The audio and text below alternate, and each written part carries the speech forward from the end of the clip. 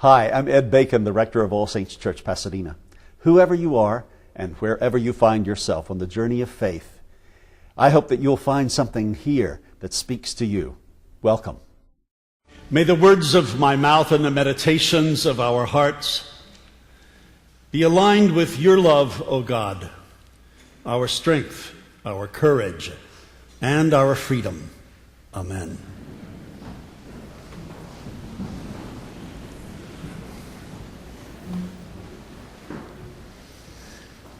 Happy New Year.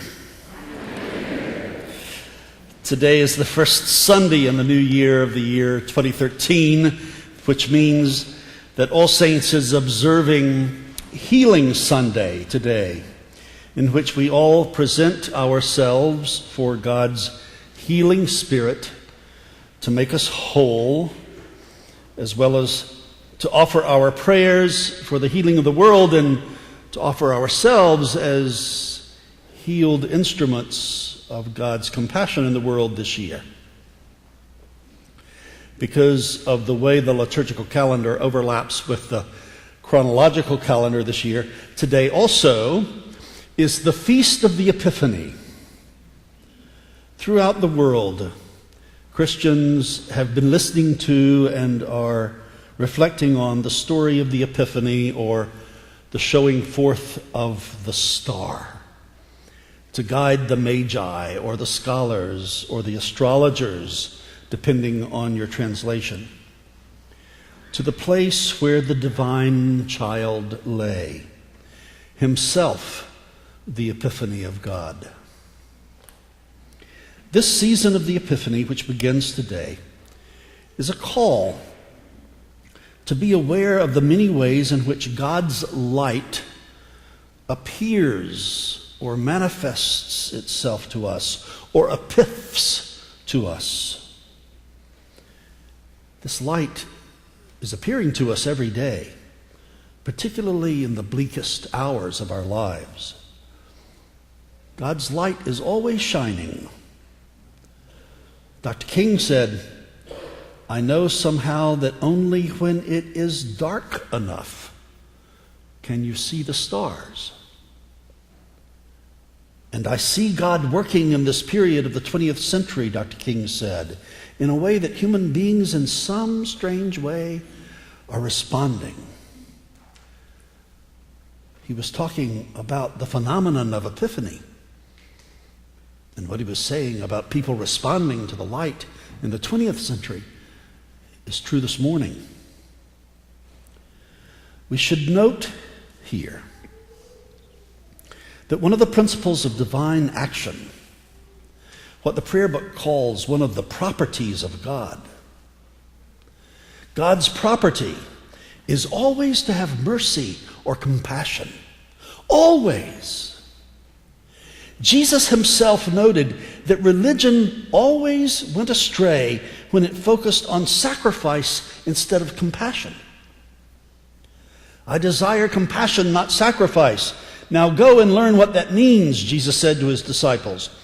You see, our lives are always to be about finding ways to substitute compassion for sacrifice. In a culture of fear and in a religion of fear, sacrifice is always seems to be the first option. Somebody has to be sacrificed.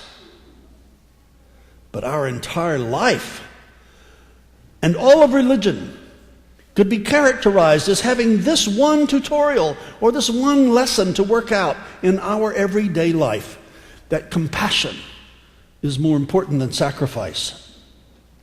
Compassion, not sacrifice, toward others, and compassion, not sacrifice, toward ourselves.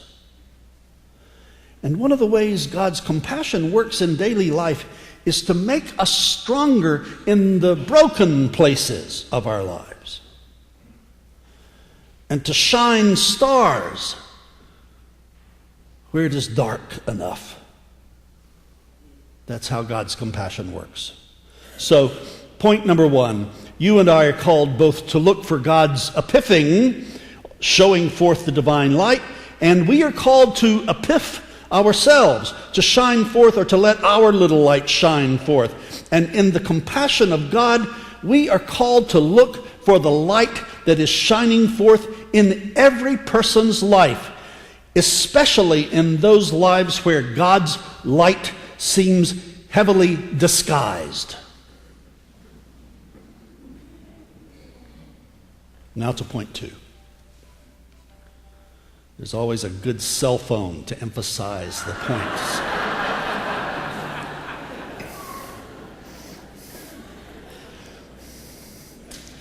Point 2.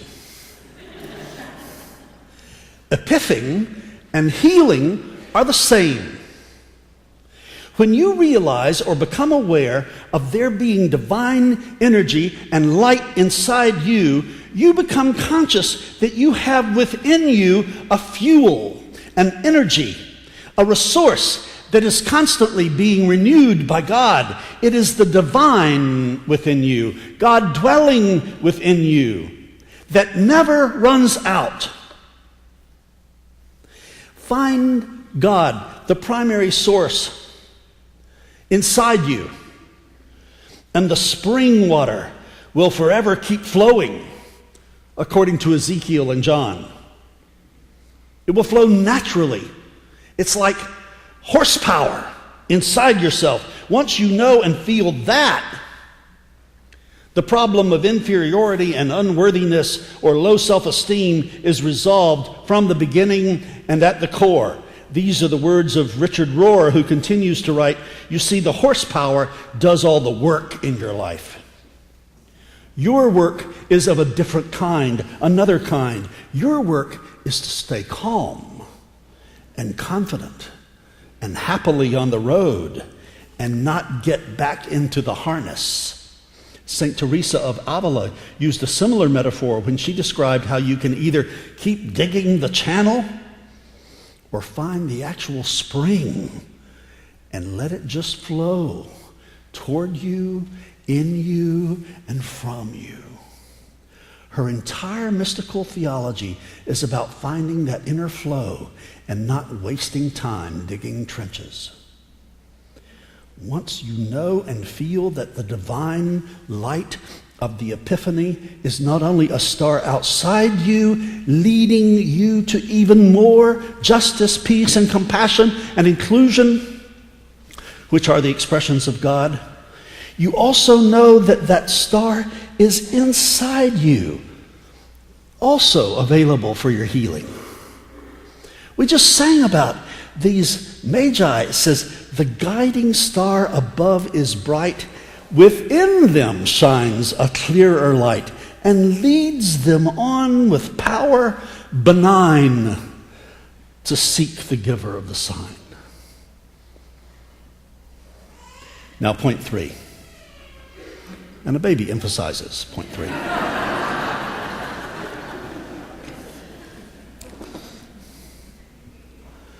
Healing is not a spectator sport. Healing must be participatory. I think that participatory healing is the only healing there is. You have to take your medications. You have to eat right. You have to exercise. You have to be in community. You cannot isolate. You got to go see your doctor. If you're in addiction, you have to go to your meetings and talk to your sponsor. And you have to get rid of the ideas and habits that obscure and obstruct the power of healing that is within you and is coming toward you and is guiding you. One of my favorite conversations about healing was one that Bill Moyers had with Naomi Remen. Naomi Remen is a physician who directs a program for healing at Commonweal, a center for healing in Bolinas, California. And Bill Moyers asked Dr. Remen, "You're asking us to think of healing as a wholly different from how most of us were raised to think of it." And she said, "Healing may not be so much about always getting better as about letting go of everything that is not you. All of the expectations, all of the beliefs, and becoming who you are. Not necessarily a better you, but a realer you." Moyers said immediately, but my expectations, my fears, and my beliefs are all a part of me. They are as much me as my hands. Now this reminds me of so many of the political debates I hear in our country and that I have endured in my 30 plus years in the Episcopal Church over issues of inclusion of people of color, inclusion of women, and inclusion of LGBT people, and those who fought the inclusion. Now, note, today, the Epiphany is about inclusion. The Christian story included these magi, these Gentiles, just to show us that the arc of the good news bends toward inclusion, always, radical inclusion. And in these internecine struggles in the church, I remember these people who fought this godly arc of inclusion that the Magi represent in their coming to the manger, this inclusion of God that is universal and radical. Those who fought it often said, well, you're excluding me. My beliefs are who I am. Well, no, they're not. You chose or you are taught your beliefs or you don't examine or you don't jettison them in your committed journey with truth. And Dr. Remen says the same thing. She responds to Moyer saying that his fears and beliefs are all a part of him as much as his hands are. She says, not true. You were born with your hands. You weren't born with your beliefs.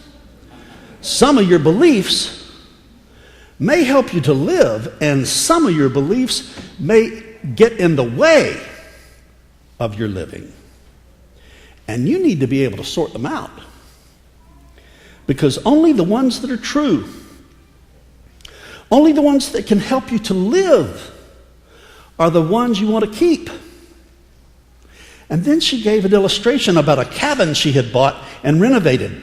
See, this cabin was falling down. It was a falling down cabin on the top of a mountain. And it was so bad that when a friend came and saw it, he said, Rachel, you bought this? But with 2 carpenters, an electrician, and a plumber, in 3 years, she remodeled the whole thing. And she and those workmen began by just throwing things away.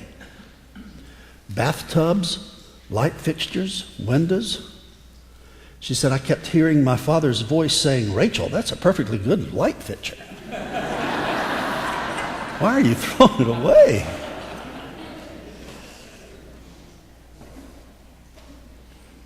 You know, I think our parents, the ghostly voices sometimes of our ancestors, said, that's a perfectly good idea. It served me in my day, last century. Why are you throwing it away? She said, we kept throwing away more and more things, and with everything we threw away, the building became more whole. It had more integrity. Finally, we had thrown away everything that didn't belong. You know, we may think we need to be more in order to be whole, but in some ways we need to be less. We need to let go, to throw away everything that isn't us in order to be more whole. Joseph Campbell said, you have to be willing to give up the life you've planned for in order to live the life that's waiting for you. And the other part of participatory healing I want to mention is the part about touch. Touch in the context of a community of love. Touch that reminds and activates us about participatory healing. Dr. Remen said to Moyers, you know, touching is a very old way of healing. We don't touch each other in this culture, and touching is often misunderstood or even sexualized. As a physician, she says, I was taught that you touch people only to diagnose them. And if you touch them in any other way, even in a comforting way, they may misunderstand. And yet, touch is the oldest way of healing. Touch is deeply reassuring and nurturing. It's the first way a parent and a child connect with each other. Many people with cancer, she says, will tell us that they're often touched as if they were a piece of meat. One woman said, sometimes when I go for my chemotherapy, they touch me as if they don't know anybody's inside this body. And she concluded, and so we try to touch people with the tenderness of a parent touching a child. Because what a parent is saying to her or his child with that touch is, live. Live.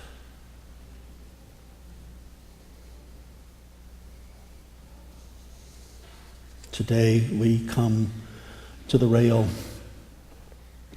for the ancient sacrament of laying on of hands and touching and praying for healing. It calls us into participatory healing. Participation with the very same Spirit that 14 billion years ago acted in the Big Bang to create this wonderful universe. And the same Spirit that 2,000 years ago came and touched a 14-year-old Jewish girl and told her she was pregnant with the Savior of the world. That same Spirit comes this morning and whispers to each of us, live.